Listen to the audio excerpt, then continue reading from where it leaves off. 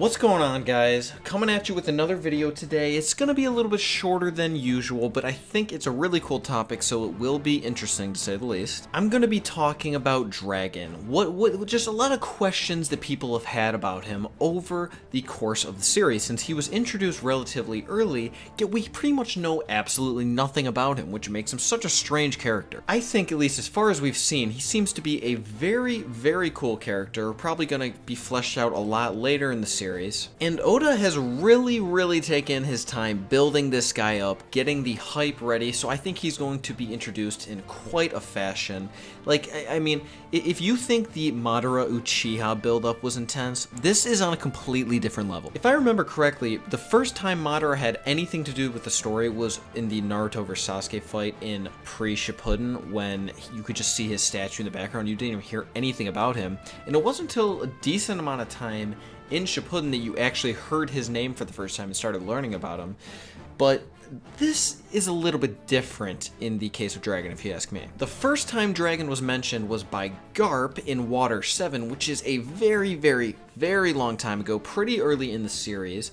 I mean, that was before Franky was even a member of the crew, and he's not even the most recent member, so that's definitely very early. And in the case of Madara, it was just like you'd get a little bit of information about him every maybe 20 or 30 chapters. You just hear a little bit more about him and build him up. But the thing about Dragon is we heard about him, and it was just completely ignored. We knew nothing about him except that he was a revolutionary, not even that he was the leader of it. But he's been in like 3 or 4 panels in the entire series so far, and we still don't really know anything about him, yet he seems like he's going to be awesome when we actually do start learning some stuff. So I would just like to talk about some questions that people have been asking and wondering since he really started coming into the story. And I'll give my opinion what I think could be a possible answer. So first of all, and probably pretty obviously, how strong is he and what are his abilities? Well, to say the least, I think it's been made abundantly clear that he is extremely powerful. I would definitely venture to guess that he is at least Admiral level, if not possibly Fleet Admiral level, especially since I kind of a Fleet Admiral. Like, you have to consider that this guy taught Sabo pretty much everything he knows, and I have a feeling that Dragon is considerably more powerful than Sabo. I cannot really confirm this or anything because this is One Piece and shit happens that just can't be explained by normal logic, but it's pretty likely, based on what happened in Logtown, that he has some kind of devil fruit, and it seems to be connected with wind or weather or something of that sort. I've heard people say that he could possibly be a wind Logia eater, but I don't think that really makes any sense because wind isn't really a single thing. It's just like a lot of gas particles together being blown in a certain direction, so it's not really a tangible object. And while I guess it wouldn't be impossible since we've seen devil fruits that are very similar to others, I don't think he's going to be like an air or oxygen Logia or anything because, well, first of all, why? What would even be the point of that? And second, Caesar already has the gas Logia fruit, so, like, are we really thinking that Dragon is just going to be a way weaker version of Caesar's? I think if anything, it would be some kind of Paramecia where he can just like command the weather. I'm not really sure to what extent that would really be.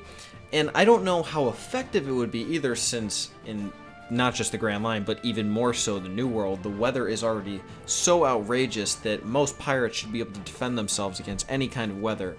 But I could definitely see how it could be a powerful fruit, especially when actually controlled and used by a human, as smart as Dragon seems to be. I'll tell you what though, no matter what his abilities are, he is definitely going to be extremely powerful. So another big question about him is, what are his motives? What is his backstory like? Why is he the leader of the Revolutionary Army? What drove him to this point? I've heard a lot of theories on this about Dragon being like a former admiral or vice admiral, or just something relating to the Navy, and he found out about all the horrible things that they have done, and he's like, oh, you know what? no, these guys need to be taken down at all costs. To be honest, though, I don't really think that's the best idea, and I know this is not too good of a theory, but I think it's going to be something more like this. You see, every time we see Dragon, he has this kind of look in his eyes, like he's just looking off into the distance, and he's just has pure determination. But it's not the same look as the type of person who wants to, say, save the world.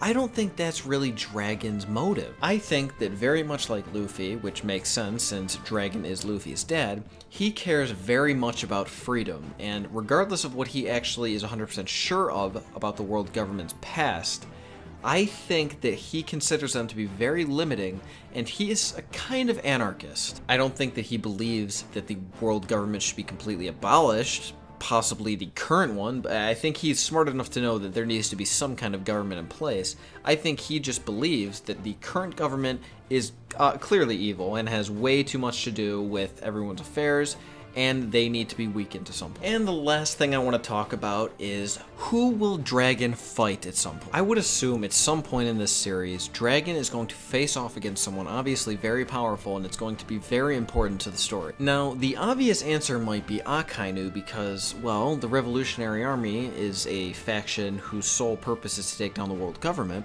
so it wouldn't really make any sense for him to try and fight any pirates or anything. Not that he necessarily likes pirates, but he just has no reason to fight them, especially in a great ultimate final battle. But I think that there, for one thing, are already way too many solid candidates for taking down Akainu, which I guess really I should just say are possibly in order of likeliness: Kobe, Luffy, and then Sabo. I think Sabo really takes the cake here.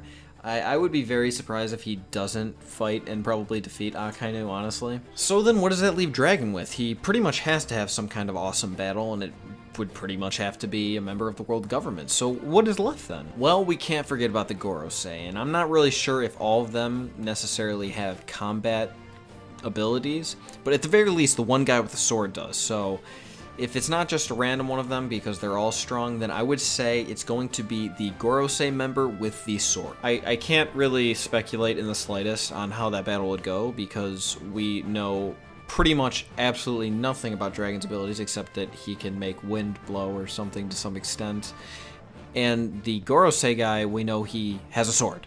So yeah, I guess we'll just have to wait until we get more information about those two. So yeah, that pretty much wraps up this video. I apologize for it being shorter. I was pretty slammed this weekend. I was making some videos with a fellow YouTuber. If you enjoyed this video, remember to give it a thumbs up and subscribe if you haven't already. Remember to leave me a comment letting me know what you think. Maybe if you have any questions that I didn't ask about Dragon, you know. Also comments about future videos you'd like to see, like One Piece theories maybe you've heard but you haven't had completely fleshed out, or versus battles, which I've been doing more recently, like this person versus this person, who would win. I'll talk about that. And yeah, that's pretty much it. I'll talk to you guys Wednesday.